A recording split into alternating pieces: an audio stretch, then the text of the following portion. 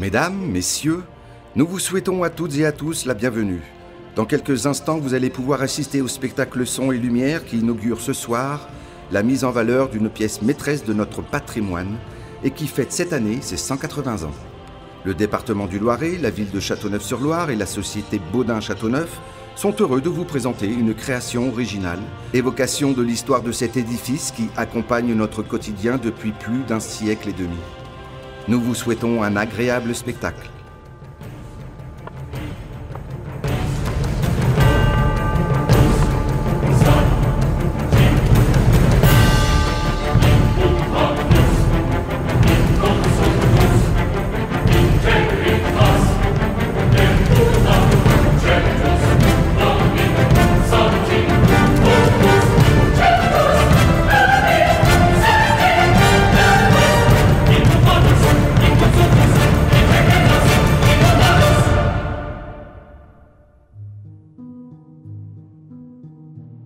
Je ne sais combien de fois le soleil s'est couché, déclinant au loin vers l'immensité de l'océan. Combien de soleils levant depuis les premiers jours où la décision fut prise de construire un édifice reliant les rives nord et sud du fleuve. Il faut dire que je n'ai plus grand-chose à voir avec la construction d'origine. Il m'est alors de plus en plus difficile de me souvenir. Moi, je m'en souviens. Je me souviens de tout. Ah, Madame Laloire, quel honneur! Vous avez décidé de vous joindre à nous? Magnifique. Nous allons pouvoir profiter de votre mémoire ancestrale. Vous qui traversez cette vallée depuis des temps immémoriaux, vous conservez sans doute le souvenir de mes premières caractéristiques. Oui, cher ami, bien sûr. Pour cela, il faut se replonger au cœur du 19e siècle. Mais je tiens au préalable à vous rassurer. Vous avez gardé de vos origines une composante essentielle. Vous êtes un pont suspendu, un des tout premiers de France. On posa votre première pierre en 1839, ici, à Châteauneuf. Quelques années seulement après le premier pont suspendu construit en France, au-dessus des eaux tumultueuses de mon cousin le Rhône. Je dois avouer que depuis cette époque, j'éprouve toujours un plaisir particulier à croiser l'élégance et la légèreté de votre allure. Pourtant, plus d'une fois, je me suis inquiétée pour votre stabilité et votre pérennité. Ah bon? Je n'ai pas eu une enfance facile? Oh que non! Les débuts furent mouvementés. Et il fallut 3 longues années avant de pouvoir traverser mon lit d'une rive à l'autre. 3 années durant lesquelles il fallut trouver financements et investisseurs, rectifier la technologie des suspensions, contrôler les charges que peuvent supporter votre tablier de bois. Et affronter les caprices de mes os sauvages quand elles décident de sortir de leur lit. Les nombreux déboires que connurent les premiers essais de votre fiabilité ont même fini par inspirer la plume satirique de chansonniers locaux. Mais, au final, en cette fin de 19e siècle, je me trouvais paré d'un joli pont suspendu élastique au tablier de bois et orné des très originaux câbles d'acier, création de M. Marc Seguin et de ses frères.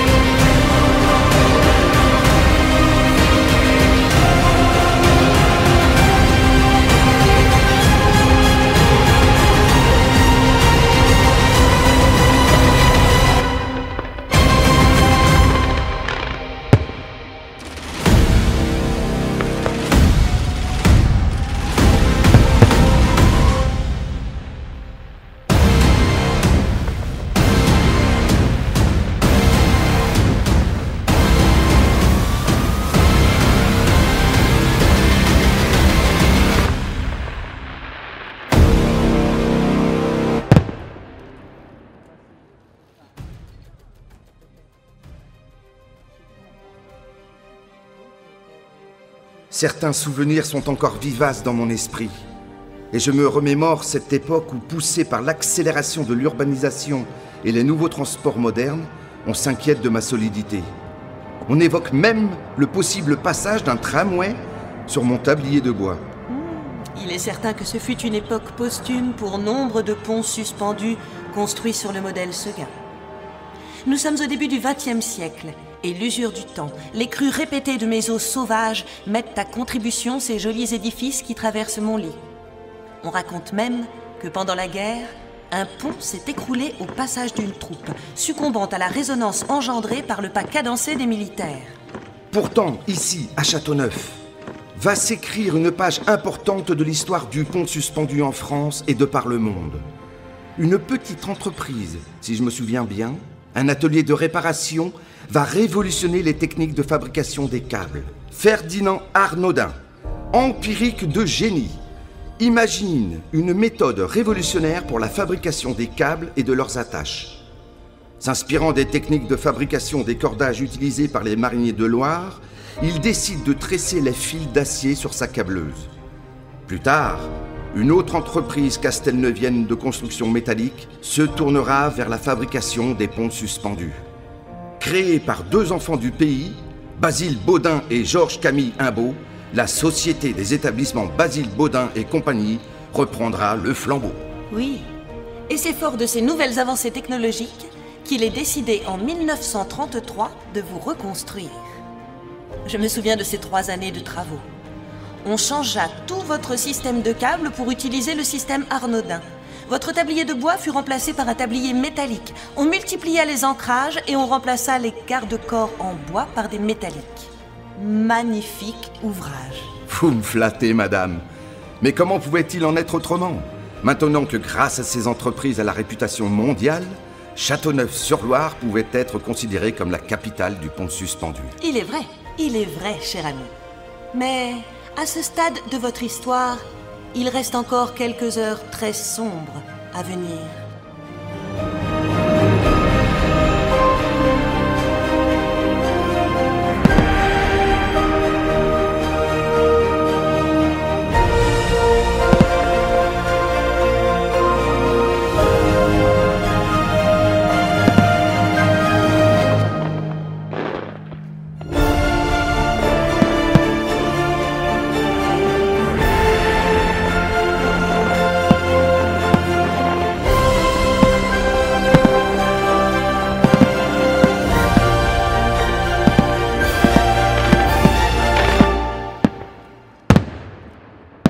La guerre, heure sombre et folie des hommes.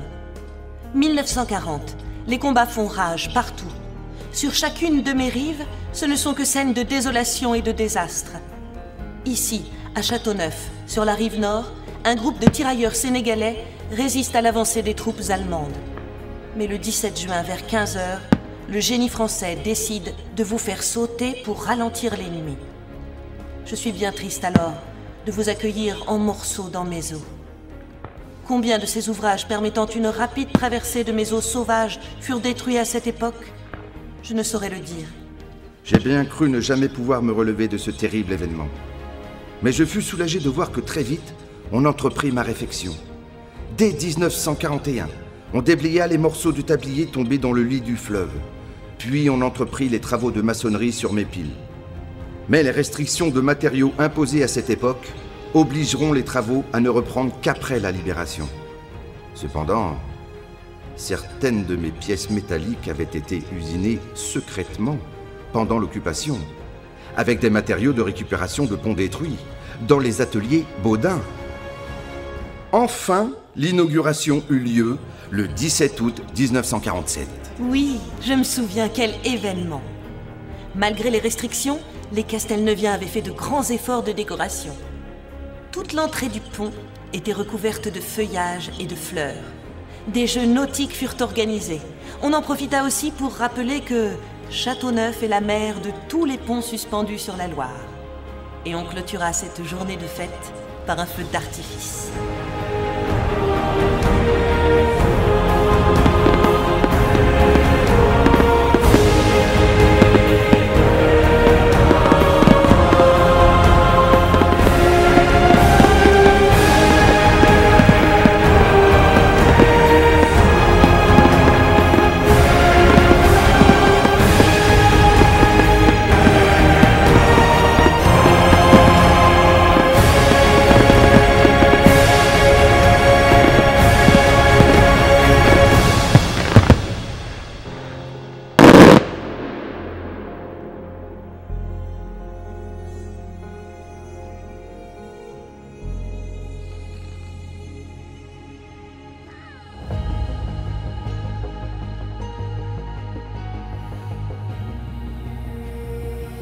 Pourtant, cher ami, une question me taraude depuis quelques années.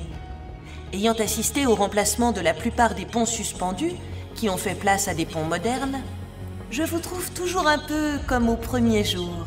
Un peu comme si, ici, à Châteauneuf, on avait décidé de vous garder fièrement comme un symbole. Effectivement, les discussions nécessaires en vue de ma réfection furent animées et auraient pu aboutir à ma fin. On a même envisagé de construire un nouveau pont plus loin, sur vos rives. Ma structure semblait ne pas pouvoir supporter l'intensification du trafic routier et poids lourds.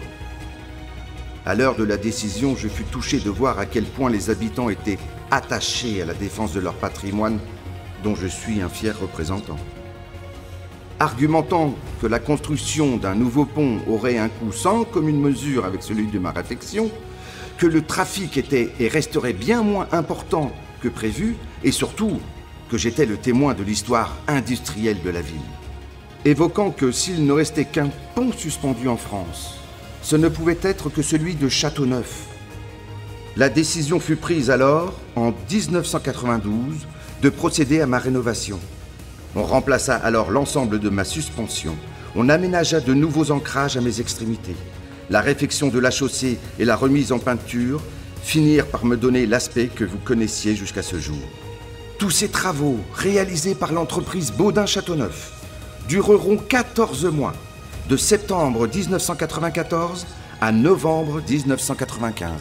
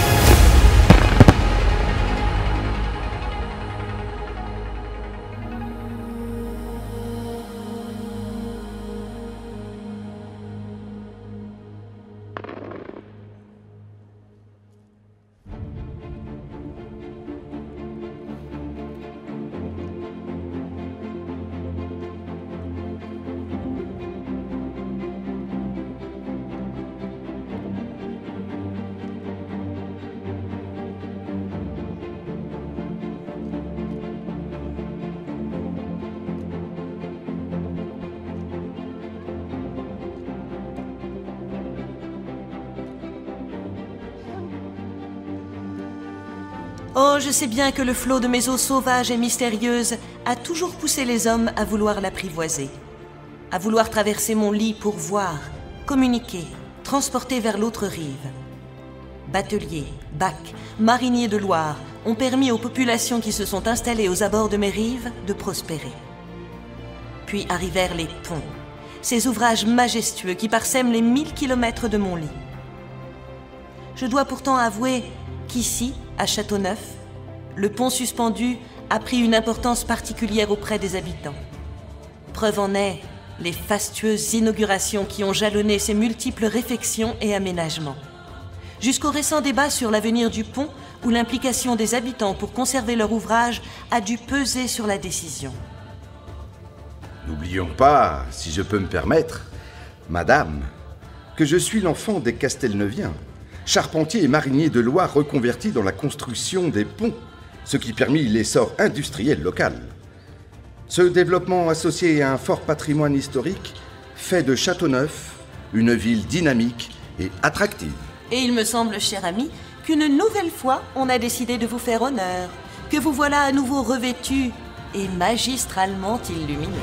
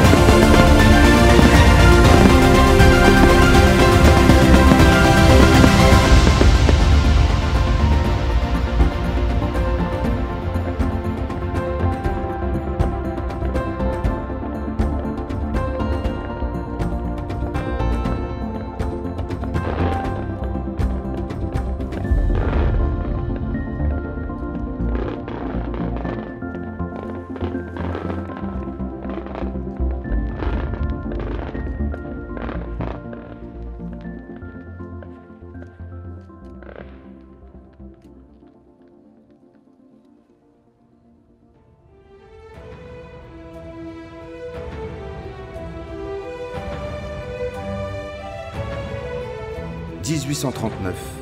On posait ma première pierre. Voilà 180 ans que j'assure le transit d'une rive à l'autre de votre lit.